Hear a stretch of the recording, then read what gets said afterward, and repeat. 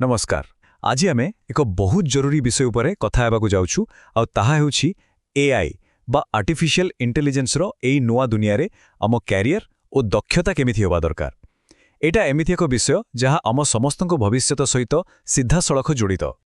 तेबे सबुठ बड़ प्रश्न हेउछि जे जेतेबेले मेसिन एते बुद्धिया हेइ जाउछि सेतेबेले पाठपढ़ा एवं क्यारियर पाई ठीक रास्ता कौन हेबा उचित।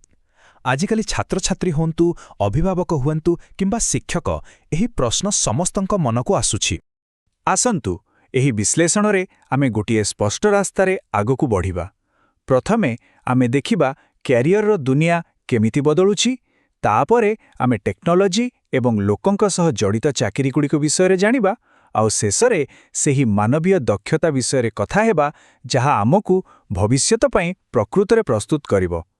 तेबे प्रथमे वर्तमानर परिस्थिति को टिके बुझिबा।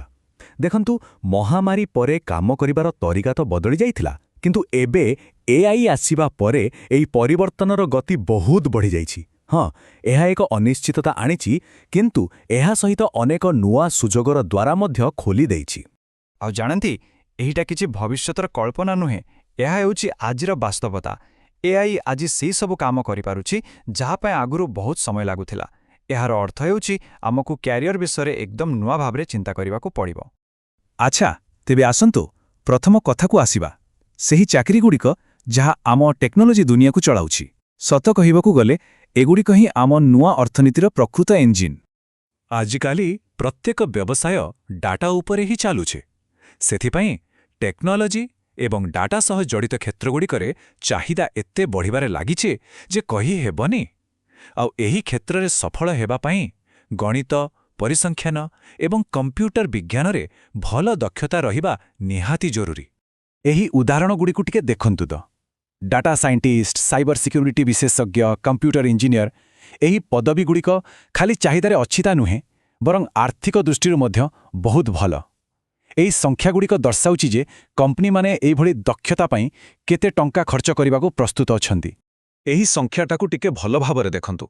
1,23,000 डॉलर रु अधिक। एटा खाली गोटे संख्या नुहे, एहा एक प्रमाण जे डाटाकु बुझिबा आउ ताकु व्यवहार करिबार दक्षता आजिर दुनिया रे सबुठु मूल्यवान संपत्ति भितर गोटिए। किंतु कथा कौन खाली टेक्नोलॉजी रे सरी जाउछि? बिल्कुल नुहे। चलंतु आगुकु बढ़िबा आउ देखिबा एहा किपरि अन्य एक गुरुत्वपूर्ण क्षेत्र सहित जोड़ी हेउछि, माने सेही क्यारियर गुड़िक जहा स्वास्थ्य, समाज एवं आम परिवेश उपरे ध्यान देउछि। टेक्नोलॉजी सहित मानविकता मध्यस्थिति ही जरूरी। द्वितीय प्रकार चाकरी हेउछि सेही गुड़िक जहा सीधा सड़क मनिषर जत्न एवं परिवेश सहित जड़ित। आउ मजार कथा हला टेक्नोलॉजी जेते बढुछि एही मानवीय स्पर्शर आवश्यकता सेते अधिक होउछि। स्वास्थ्य सेवा, मानसिक स्वास्थ्य आउ परिवेश सुरक्षा एही सबु क्षेत्र रे विशेषज्ञंकर चाहिदा बहुत बढ़िबारे लागिछि। विशेष करी महामारी परे लोकमाने ए सबु क्षेत्रर गुरुत्वकु आउरी भल भाबरे बुझी पारिछंती। एही कथाटी बहुत गुरुत्वपूर्ण आउ आम आलोचना को एक नुआ मोड़ देउछि।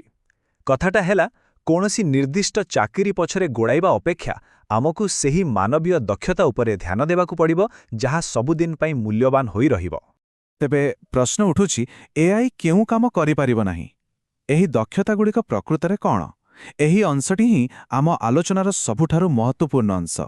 तेबे सेही पांचटी मुख्य दक्षता जहा मनीषकु एआई ठारु सबुबेले आगेरे रखिबो सेगुड़िक हेला समालोचनात्मक चिंता, सृजनशीलता, अनुकूलनशीलता बा निजकु बदलाइबार क्षमता, भावगत बुद्धिमता आउ एआई साक्षरता। एही एआई साक्षरता माने केवल एआई को व्यवहार करिबा नुहे बरम एहा केमिति काम करे, तार शक्ति कौन और दुर्बलता कौन ताकू बुझिबा। एही पांचटी दक्षता ही भविष्यतर चाबिकाठी। देखंतु एआई आमकु सूचना देई पारे, किंतु सेही सूचना को प्रश्न करिबा, तार सत्यता को जांच करिबा और निजर विचार लगाइबा क्षमता को ही समालोचनात्मक चिंता कुआ जाए। उदाहरण स्वरूप खाली प्रश्न पचारि देला हबनी, ठीक प्रश्न पचारिबाकु पड़िबो। मने रखंतु एआई एक साधन, मालिक नुए। आउ एठी आसुछि सृजनशीलता। आइनस्टाइनकर एई कथा आजिर दिन में बोधहुए सबुठु अधिक प्रासंगिक। एआई हजारिटी आइडिया देई पारे, किंतु केउ आइडियाटी वास्तव में काम करिबो, केउटा एक नुआ कला सृष्टि करिबो, ताकु बाछिबा पई मानवीय कल्पना एवं अंतर्दृष्टि ही दरकार। जेतेबेले टेक्नोलॉजी तथ्य आउ विश्लेषणर काम संभाळी नेबो, सेतेबेले मनिषर मूल्य केउठी रहिबो? उत्तर हेउछि अन्य मनिषंक सहित संपर्करे। ଲୋକଙ୍କ ସହ ଯୋଡ଼ି ହେବା, ସେମାନଙ୍କୁ ବୁଝିବା, ସେମାନଙ୍କୁ ପ୍ରେରଣା ଦେବା ଏବଂ ଏକାଠି କାମ କରିବା, ଏହି ଦକ୍ଷତା ଏକ ଅମୂଲ୍ୟ ସମ୍ପତ୍ତି ହୋଇଯିବ, କାରଣ ଏହି କାମ ଏଆଇ କରିପାରିବ ନାହିଁ।